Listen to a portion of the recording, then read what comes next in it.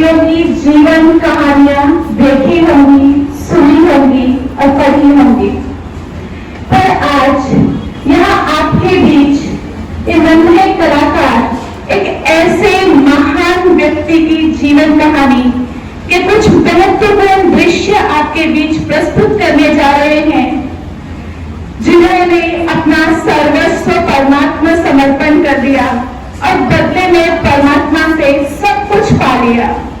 मानव से देव बनने की अद्भुत कहानी के कुछ महत्वपूर्ण झलकियां आज आपके बीच दिखाने जा रहे हैं ये नन्हे बालक।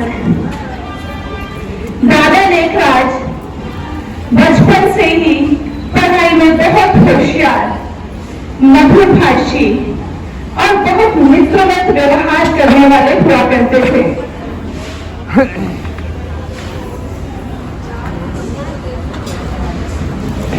लक्की, लक्की, ये देखो हम तुम्हारे लिए फूलों का गुलदस्ता लाए हैं। धन्यवाद मित्रों। ये फूल तुम्हारे हाथ में कितने अच्छे लगते हैं। प्रिय मित्रों, हमें भी फूलों जैसा खुशबूदार बनना चाहिए। मित्र हो तो ऐसा।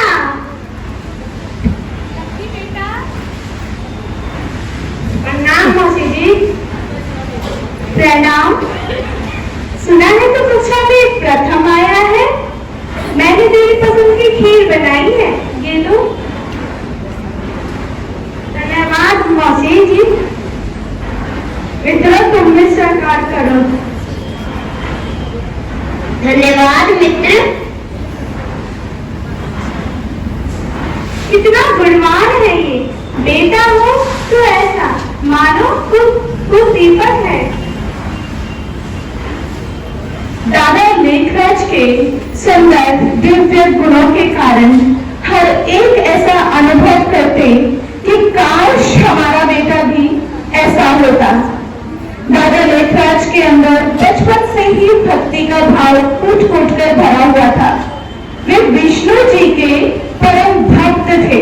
उनके दिन की शुरुआत विष्णु जी की पूजा आरती के साथ हुआ करती थी और वे मन लगा करके पूरे विश्व की कल्याण की कामना करते हुए भगवान की भक्ति करते थे।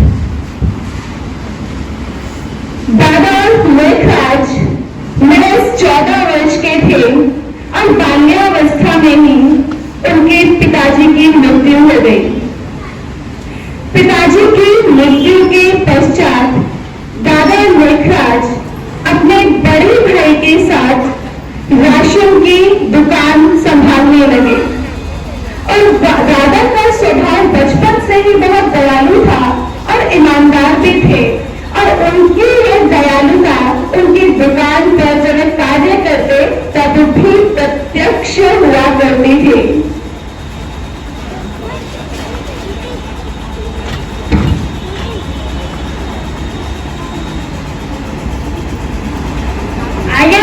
आपको क्या चाहिए? बाबूजी, मेरे पास इतने ही पैसे हैं, क्या थोड़ा अनाज मिलेगा? घर में खाने के लिए कुछ नहीं है।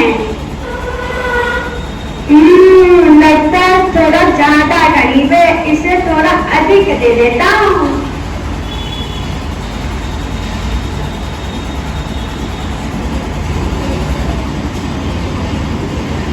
धन्यवाद बाबूजी, आप कितने दयालु हो।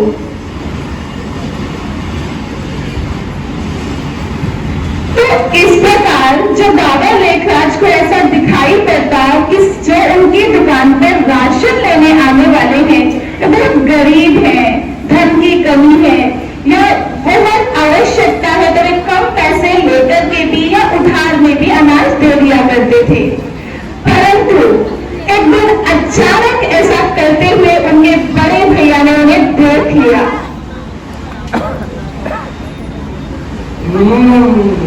एक तो था ऊपर से तोड़ में जाता, अभी इसकी खबर लेता हूँ।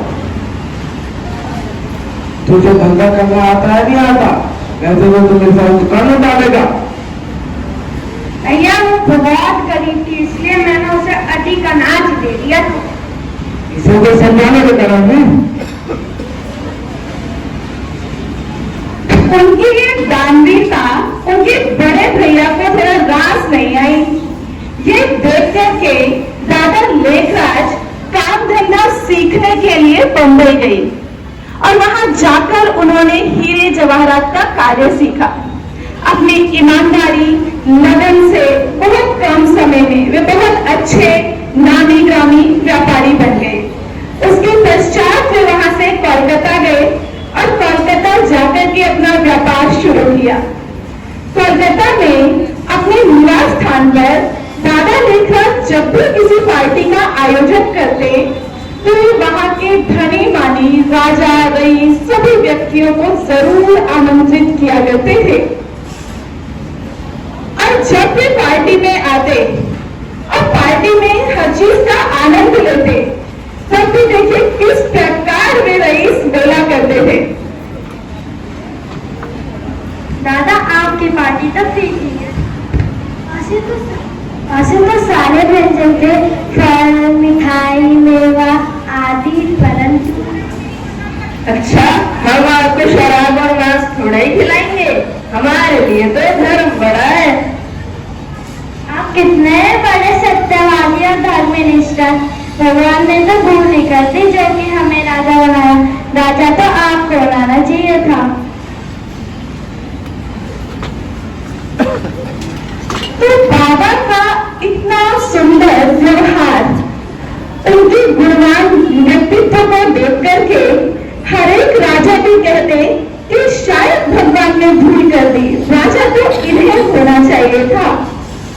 एक बार दादा लेखराज अपनी गद्दी पर बैठे अपना कार्य कर रहे थे और एक चित्रकार बहुत सुंदर शेष शैया पर विराजमान दादा लेखराज के सामने लक्ष्मी नारायण का चित्र बना करके लेकर आया। दादा ये देखिए, मैं लक्ष्मी नारायण का चित्र बनाकर लाया हूँ। वाह, कितना सुंदर है ये चित्र। श्री नारायण कितने प्रशांत दिखते हैं, इनका गौरव तो देखते ही बनता है। परंतु क्या दादा? परंतु श्री नारायण की पाद हुई श्री लक्ष्मी अच्छी नहीं लगती। इस चित्र को निकाल के आप दूसरा चित्र बनाइए जिसमें श्री लक्ष्मी जी का गौरव बना रहे।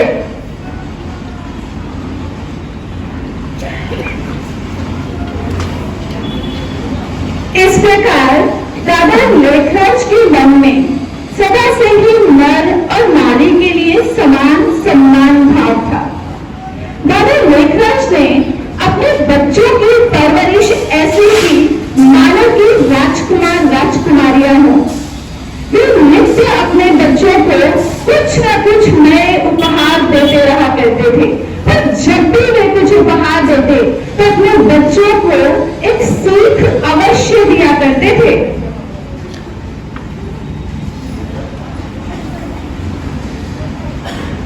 आओ बच्चों आओ, ये देखो मैंने तुम्हारे लिए हीरे के आभूषण बनाए हैं।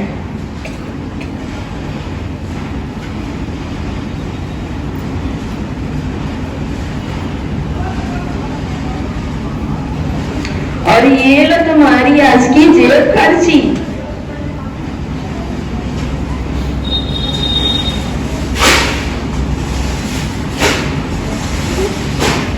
परंतु हाँ, कभी किसी से कुछ मांगना नहीं, क्योंकि मांगने से तो मरना भला।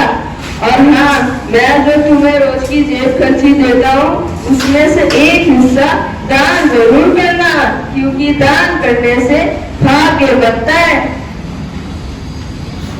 बाबा, बाबा आप कितने अच्छे हो।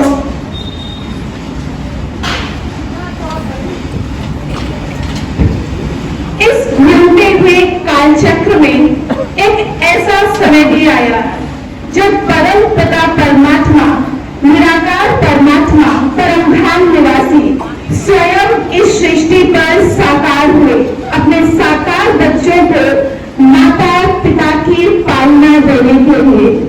और उन्होंने इन्हीं दिव्य गुणों के कारण माध्यम चुना, प्रजापिता ब्रह्मा अर्थात दादा लेखराज को, जिन्हें नाम दिया प्रजापिता ब्रह्मा अर्थात बड़ी मां। एक दिन दादा लेखराज ध्यानमग्न अवस्था में बैठे हुए थे और दादा लेखराज को एक अद्भुत साक्षात्कार हुआ। साक्षात्कार हुआ विष्णु चतुर्भुज का। आवाज आई, अहम विष्णु चतुर्भुज तत्त्वम्।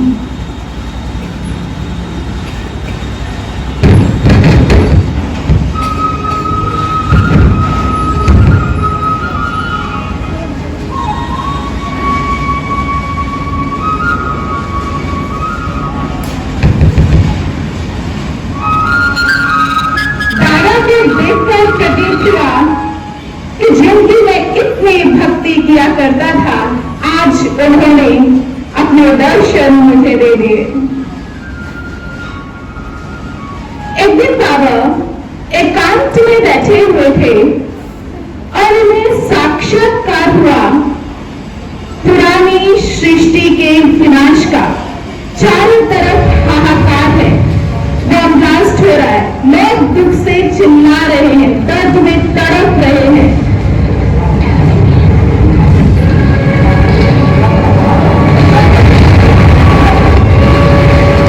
ये देख करके दादा को लगा ये क्या हो रहा है, ये दृश्य मुझसे देखा नहीं जाता। और एक दिन बाबा अपने कक्ष में बैठे हुए थे।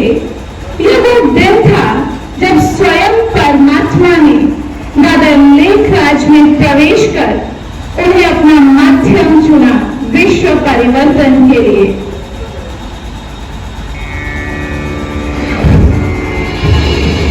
ज्ञानस्वरूपं शिवोऽहं शिवोऽहं, ज्ञानस्वरूपं शिवोऽहं शिवोऽहं, प्रकाशस्वरूपं शिवोऽहं शिवोऽहं।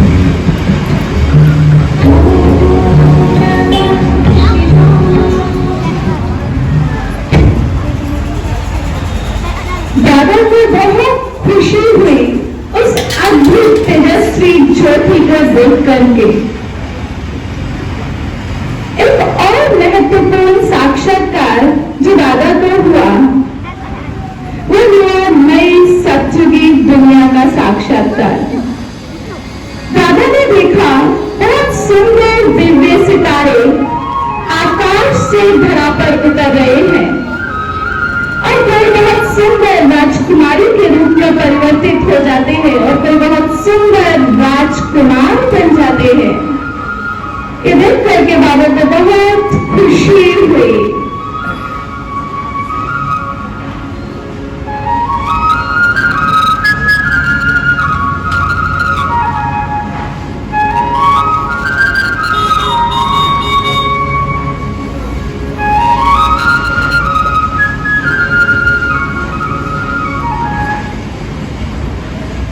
वाह, कितना सुंदर दृश्य है ये।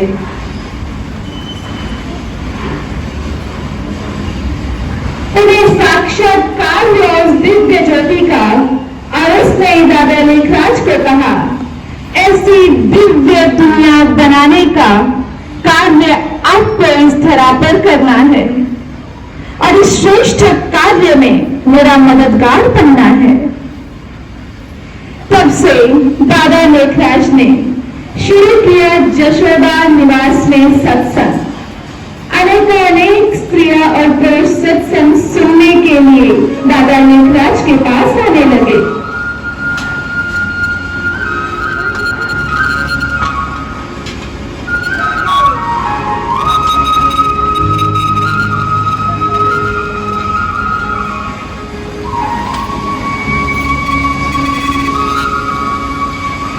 और जब भी दादा अर्थ सहित सच्चे अर्थों में गीता का उच्चारण करते तो सुनने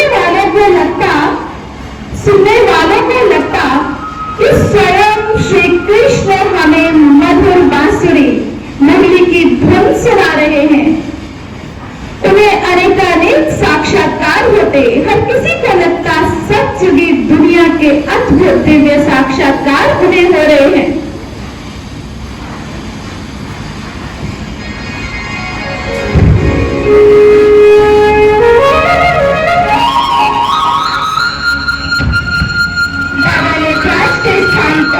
स्वतः श्री कृष्ण दिखाई देते।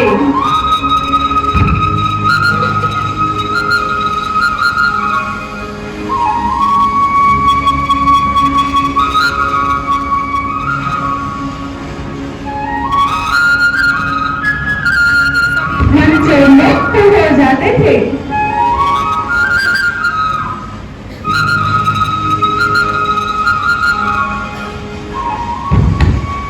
इस प्रकार धीरे धीरे ओम मंडली के नाम से शुरू हुआ सत्संग। बाद में नाम पड़ा प्रजापिता ब्रह्मा कुमारी ईश्वरीय विश्वविद्यालय, जिसका विस्तृत रूप आज देख रहे हैं आप।